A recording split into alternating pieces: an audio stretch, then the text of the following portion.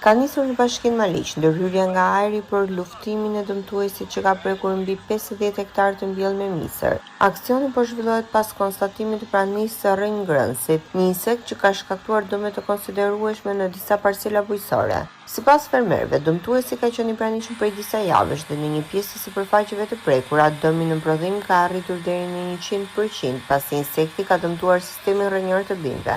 Ndërkohë, Ministria e Bujqësisë dhe Zhvillimit Rural bën të ditur se në bashkëpunim me Autoritetin Kombëtar të Veterinarisë dhe Mbrojtjes së Bimëve, si edhe specialistët e Bashkisë Maliq, po kryen spërkatje nga ajri në zonat e prekura me synim kufizimin e përhapjes së dëmtuesit dhe mbrojtjen e sipërfaqeve të tjera të kultivuara. Megjithatë, fermerët shprehen se ndërhyrja ka ardhur me vonesë, pasi dëmet në parcelat e prekura janë tashmë të pakthyeshme. Ata kërkojnë nga institucionet përgjegjëse një vlerësim zyrtar të dëmeve dhe sqarim nëse do të ketë skemë kompensimi për humbjet e pësuara. Mbetet për të parë nëse krahas masave për frenimin e përhapjes së dëmtuesit, institucionet do të ndërmarrin edhe masa konkrete për mbështetjen financiare të fermerëve të prekur.